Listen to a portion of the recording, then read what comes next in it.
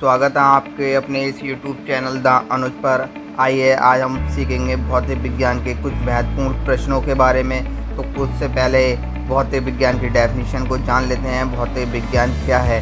भौतिक विज्ञान यानी फिजिक्स विज्ञान की वह शाखा है जो पदार्थ की संरचना और अवलोकन ब्रह्मांड के मूलभूत घटकों के बीच बातचीत से संबंधित है।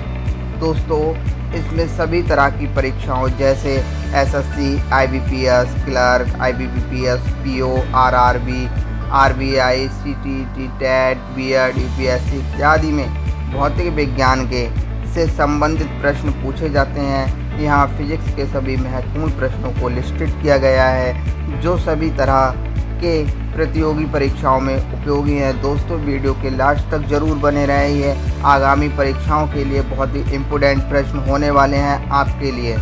मित्रों, प्रश्न है हमारा फर्स्ट प्रश्न, वास्तविक वस्तु का आभासी प्रतिबिंब बनता है उत्तल दर्पण में, समतल में, अवतल में, इनमें से सभी। तो बताएंगे सब लोग कौन सा ऑप्शन ठीक रहेगा। वास्तविक आभासी प्रतिबिंब, वास्तविक वस्तु का आभासी प्रतिबिंब बनता है। कैसा बनता है? उत्तल दर्पण, समतल दर्पण, अवतल दर्पण, इनमें से सभी। तो बताएंगे सब लोग कौन सा ऑप्शन ठीक रहेगा। ये ऑप्शन रहेगा इसका, वस्तु का आभासी प्रतिबिंब बनता है समतल दर्पण से। ठीक है, समतल दर्पण से वस्तु का आभासी प्रतिबिंब बनता है। तो option number B is the right answer. Next प्रश्न की ओर बढ़ेंगे। दोस्तों, हमारा दूसरा प्रश्न है, वास्तविक वस्तु का हमेशा सीधा प्रतिबिंब बनाने वाला दर्पण होता है समतल, उत्तल, अवतल, समतल, अवतल, उत्तल, अवतल, समतल, उत्तल। तो ये होता है समतल उत्तल दर्पण जो होता है सीधा प्रतिबिंब बनाने वाला दर्पण होता है। ठीक है, सीधा प्रतिबिंब बनाने वाला दर्पण कौन सा होता है? समतल और उत्तल। दोस्तों, ये बहुत ही इम्पोर्टेंट प्रश्न है सभी आगामी परीक्षाओं के लिए। तो वीडियो के लास्ट तक जरूर बने रहें। वीडियो यदि अच्छी लग रही है तो like, share, comment and channel को सब्सक्राइब कर लें, जिससे आने वाला नोटिफिकेशन आपको टाइम पर मिलता रहे। प्रश्न है, वास्तविक प्रतिबिंब की प्रकृति कैसी होती है? उल्टी होती है, सीधी होती है, या सीधी और उल्टी दोनों होती है, या इनमें से कोई नहीं? तो ऑप्शन आपके सामने स्क्रीन पर हैं। आंसर जरूर बताएंगे सब लोग कमेंट बॉक्स में। तो इसका होगा उल्टा। वास्तविक प्रतिबिंब की प्रकृति कैसी होती है? उल्टी होती है। ठीक है दोस्तों, कैसी होती है? उल्टी होती है। नेक्स्ट प्रश्न की ओर बढ़ेंगे। फ्रेंड्स, अगला प्रश्न है, वस्तु से छोटा प्रतिबिंब बनाता है। वस्तु से भी छोटा प्रतिबिंब क्या चीज़ बनाती है? उत्तल दर्पण और अवतल दर्पण जो है वस्तु से भी छोटी प्रतिबिंब बनाती हैं। नेक्स्ट प्रश्न है हमारा, प्रकाश के परावर्तन के नियम के अनुसार आपतन कोण परावर्तन कोण से बड़ा होता है, आपतन कोण परावर्तन कोण के बराबर होता है, और ऑप्शन है आपतन कोण परावर्तन कोण से छोटा होता है, या सभी कथन सत्य है। तो इसमें होगा आपतन कोण परावर्तन कोण के बराबर होता है। आपतन कोण परावर्तन कोण के बराबर होता है। कब बराबर होता है? प्रकाश के परावर्तन के नियम के अनुसार। प्रकाश का जो परावर्तन का नियम है उसके अनुसार क्या होता है? उसके अनुसार होता है आपतन कोण परावर्तन कोण के बराबर है। ठीक है, option number B is the right answer. Next प्रश्न की ओर बढ़ेंगे। हमारा अगला प्रश्न है, समतल दर्पण द्वारा बना प्रतिबिंब सदा होता है आभासी और उल्टा, वास्तविक और सीधा, सीधा और आभासी, वास्तविक। तो option number A is the right answer होगा।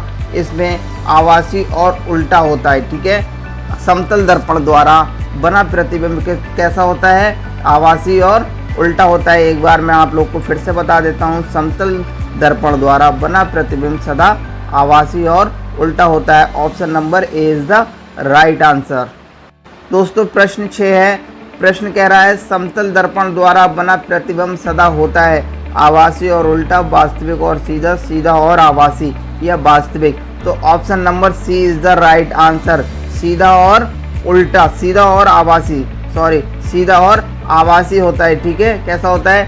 समतल दर्पण द्वारा बना प्रतिबिंब सदा होता है आभासी और उल्टा। Option number C is the right answer. आँख में प्रवेश करने वाला प्रकाश की मात्रा को नियंत्रित करता है? परितारिका, पुतली, लेंस, पक्षवी पेशियाँ। तो यह परातरिका होता है जो आँख में प्रवेश करने वाली प्रकाश की मात्रा को नियंत्रित करती है। ठीक है, प्रकाश की मात्रा को नियंत्रित करती हैं। इसका मतलब होता है न प्रकाश कभी ज़्यादा हो पाता है और न प्रकाश कम हो पाता है, कंट्रोल में रहता है। आँख में प्रवेश करने वाला प्रकाश जो चमक होती है आँख के अंदर उतनी ही जाए जितनी ज़रूरत है आँख के लिए। ठीक है, तो ये वो चीज़ होती है परितारिका। ये हमारे प्रकाश की मात्रा को नियंत्रित करती है आँख में प्रवेश करने से पहले। फ्रेंड्स, हमारा प्रश्न है, सूर्योदय और सूर्य अस्त के समय सूर्य गोल दिखता है या चपटा दिखता है या घनाकार दिखता है या अंडाकार दिखता है या गोलाकार? तो चपटा दिखता है। ठीक है दोस्तों, जब सूर्य उदय होता है या सूर्य अस्त होता है तो उस समय सूर्य का आकार कैसा होता है? चपटा दिखाई देता है। अगला प्रश्न है, यदि दर्पण में बना प्रतिबिंब हमेशा सीधा आकार में वस्तु के बराबर है तो दर्पण अवतल होगा, उत्तल होगा, समतल होगा या इनमें से कोई नहीं होगा? तो यदि प्रश्न को रिपीट कर देता हूँ मैं, यदि दर्पण में बना प्रतिबिंब हमेशा सीधा आकार में वस्तु के बराबर है तो दर्पण है कैसा होगा? समतल होगा। ठीक है, option number C is the right answer. Friends, हमारा अगला प्रश्न है, समतल दर्पण के द्वारा बना प्रतिबिंब होता है वास्तविक, काल्पनिक, उल्टा या इनमें से कोई नहीं? तो ऑप्शन आपके सामने है। समतल दर्पण द्वारा बना प्रतिबिंब कैसा होता है? समतल दर्पण द्वारा बना प्रतिबिंब कैसा होता है? ये काल्पनिक होता है। ठीक है दोस्तों, कैसा होता है? काल्पनिक होता है। Option number B is the right answer. ठीक है, option number B is the right answer.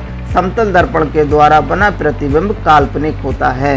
Next प्रश्न है हमारा, बहुत ही इम्पोर्टेंट है, निम्न में से कौन सा पदार्थ लेंस के प्रयुक्त नहीं किया जा सकता?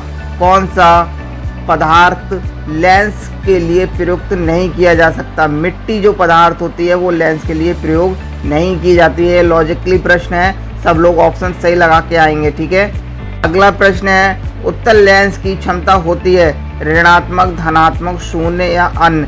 तो ये जो है धनात्मक होती है। उत्तल लेंस की क्षमता कैसी होती है? धनात्मक होती है। Option number B is the right answer. प्रश्न है, लेंस की क्षमता का एसआई मात्रक होता है मीटर, मीटर 2, मीटर डायोप्टर, अन्य या डायोप्टर? तो ये ऑप्शन नंबर हमारा C is the right answer. Dioptre जो होता है लेंस की क्षमता का एसआई मात्रक होता है। लेंस की क्षमता का एसआई मात्रक क्या होता है? डायोप्टर होता है। फ्रेंड्स, हमारा अगला प्रश्न है, पानी से भरी बाल्टी की गहराई कम दिखती है, इसका क्या कारण है? पूर्ण आंतरिक, अपवर्तन, परावर्तन या इनमें से कोई नहीं? तो ये जो है अपवर्तन के कारण बाल्टी की गहराई कम दिखती है। भरी हुई पानी की बाल्टी की गहराई कम दिखती है अपवर्तन के कारण। ठीक है दोस्तों, प्रश्न समझ में आ गया? प्रश्न एक बार रिपीट कर देता हूँ मैं सब लोगों के लिए। पानी से भरी बाल्टी की गहराई कम दिखती है, इसका कारण क्या है? इसका कारण है अपवर्तन। ठीक है, option number B is the right answer.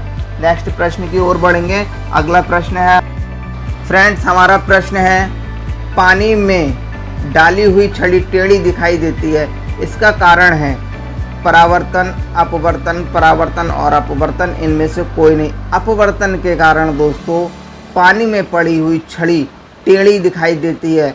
आपने कभी भी देखा होगा, पानी में एक बाल्टी में पानी लेना, उसमें कोई भी छड़ी डालना, जो वो डूब जाए ऐसी छड़ी हो तो वो हमेशा टेढ़ी दिखाई देती है। ठीक है, नेक्स्ट प्रश्न की ओर बढ़ते हैं। हमारा अगला प्रश्न इस प्रकार है स्क्रीन पर। फ्रेंड्स, हमारा प्रश्न है, दर्पण की चौड़ाई का दर्पण का कहा जाता है? दर्पण की जो चौड़ाई होती है उस दर्पण को क्या कहा जाता है? द्वारक कहा जाता है। क्या कहा जाता है? द्वारक कहा जाता है। Option number C is the right answer. Next प्रश्न की ओर बढ़ेंगे।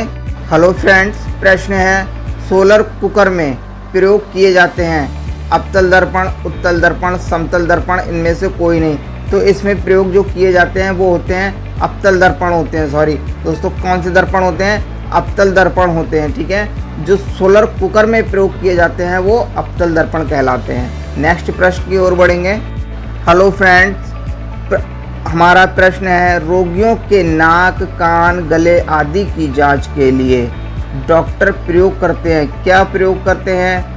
समतल दर्पण, उत्तल दर्पण, अवतल दर्पण, इनमें से कोई नहीं। सब लोग बताएंगे। रोगियों की नाक, कान, गले आदि की जांच के लिए डॉक्टर प्रयोग करते हैं। डॉक्टर जो नाक, कान, गले की जांच की जाती है तो उसके लिए कौन सा प्रयोग करते हैं? दर्पण का। ठीक है, तो ये इसमें दर्पण का प्रयोग करते हैं, अवतल दर्पण का। Option number C is the right answer. ठीक है, option number C is the right answer. दोस्तों, ये बहुत ही इम्पोर्टेंट प्रश्न है हमारी आगामी परीक्षाओं के लिए। यह प्रश्न अधिकतर परीक्षाओं में पूछा जाता है। ठीक है फ्रेंड्स, हमारा अगला प्रश्न है हीरा का अपवर्तनांक है 1.77, 1.47, 1.44 या 2.42। तो option number D is the right answer, 2.422। ठीक है, 2.422 क्या है? हीरा का अपवर्तनांक होता है। जो हीरा है उसका अपवर्तनांक क्या होता है? 2.44 जो है हीरे का अपवर्तनांक होता है। फ्रेंड्स, अगला प्रश्न है मोटर गाड़ी के चालक के सामने लगा रहता है अवतल दर्पण, समतल दर्पण, उत्तल दर्पण या अन्य। ये तो पता होना चाहिए। गाड़ी तो मोटरसाइकिल सभी के घरों में है, सभी लोग चलाते भी होंगे। तो मोटरसाइकिल के चालक के सामने जो शीशा लगा होता है, बैक देखते हैं हम जिसमें, तो वो कौन सा दर्पण होता है? बताएंगे सब लोग। अवतल दर्पण होता है, समतल दर्पण होता है या उत्तल या अन्य? चलिए बताइए कमेंट्स बॉक्स में, सब लोग ज़रूर बताएंगे। ये उत्तल दर्पण होता है मित्रों। जो मोटरसाइकिल में शीशा लगा होता है पीछे देखने के लिए, वो कौन सा दर्पण होता है? उत्तल दर्पण लगा होता है। नेक्स्ट प्रश्न है टॉर्च से प्रकार के प्रकाश पुंज की प्राप्ति होती है? किस प्रकार के प्रकाश की पुंज की प्राप्ति होती है टॉर्च से? बताएंगे दोस्तों। समांतर प्रकाश पुंज, संसृत प्रकाश पुंज, अपसृत प्रकाश पुंज या सभी कथन सत्य हैं? तो ऑप्शन आपके सामने है, तो ऑप्शन नंबर बी हो जाएगा दोस्तों इसका आंसर। संतृत प्रकाश पुंज जो होता है, टॉर्च से प्रकाश जो प्राप्त होता है हमें, उस प्रकाश को कहते हैं संतृत प्रकाश पुंज। जो फोकसेबल होता है वो उसको क्या कहा जाता है? संतृत प्रकाश पुंज कहा जाता है। जो फोकसेबल रोशनी होती है वो हमेशा संतृत प्रकाश पुंज होती है। फ्रेंड्स, हमारा प्रश्न है सामान्य नेत्र की रेटिना। जो सामान्य नेत्र की रेटिना होती है वो उस पर बनने वाला प्रतिबिंब क्या होता है? जो सामान्य नेत्र की रेटिना होती है, ठीक है, क्या होती है? रेटिना। उस पर बनने वाला प्रतिबिंब क्या कहलाता है? आभासी और सीधा, वास्तविक और सीधा, और वास्तविक और उल्टा। तो ये आभासी और उल्टा। तो वास्तविक और सीधा जो है नेत्र की रेटिना पर बनने वाला प्रतिबिंब वास्तविक और उल्टा होता है। Option number C is the right answer. ठीक है दोस्तों, ध्यान रखेंगे, बहुत ही इम्पोर्टेंट प्रश्न है हमारी सभी परीक्षाओं के लिए। नेक्स्ट प्रश्न है नेत्र लेंस में समायोजन की प्रक्रिया होती है। नेत्र लेंस में समायोजन की प्रक्रिया होती है आइरिस द्वारा, नेत्र लेंस द्वारा, सिलियरी पेशियों द्वारा, कॉर्निया द्वारा। तो ऑप्शन नंबर हमारा C is the right answer होगा, सिलियरी पेशियों द्वारा नेत्र लेंस में समायोजन की प्रक्रिया होती है। क्या होती है? सिलियर पेशी द्वारा होती है। दोस्तों, वीडियो को लाइक ज़रूर करें, ठीक है, लाइक ज़रूर करना। फ्रेंड्स, हमारा प्रश्न है किसी नेत्र का निकट बिंदु है। किसी नेत्र का निकट बिंदु क्या होता है? 2.5 सेंटीमीटर, 25 सेंटीमीटर, 2.5 मीटर या 3 मीटर। तो option number B is the right answer. ये होता है 25 सेंटीमीटर। किसी नेत्र का निकट बिंदु होता है 25 सेंटीमीटर। फ्रेंड्स, ये हमारी वीडियो का लास्ट प्रश्न है। मैं आप लोग को बता देता हूँ कि प्रश्न बहुत ही इम्पोर्टेंट है ये, ठीक है। सभी आगामी परीक्षाओं में इस प्रश्न को कई बार पूछा गया है, घुमा के पूछ लेते हैं प्रश्न को, तो इसलिए हमें ये याद ही करना पड़ेगा, इसमें कोई लॉजिक नहीं होगा। आँख की पुतली किस प्रकार कार्य करती है? परिवर्तित द्वारक की भांति, हटक तंत्रिका की भांति, पुतली की भांति, अन्य। तो ऑप्शन आपके सामने है ये होगा ऑप्शन नंबर हमारा A is the right answer. परिवर्ती द्वारक की भांति जो है आँख की पुतली काम करती है। दोस्तों वीडियो को लाइक ज़रूर करें। यदि प्रश्न आपको अच्छे लग रहे हैं तो कमेंट भी करें, ठीक है। लाइक शेयर एंड कमेंट और सब्सक्राइब कर लें चैनल को, जिससे आने वाली आगामी परीक्षाओं का नोटिफिकेशन आपको मिलता रहे। मिलते हैं ऐसी महत्वपूर्ण प्रश्नों के साथ नेक्स्ट वीडियो में। बने रहिए द अनुज के साथ।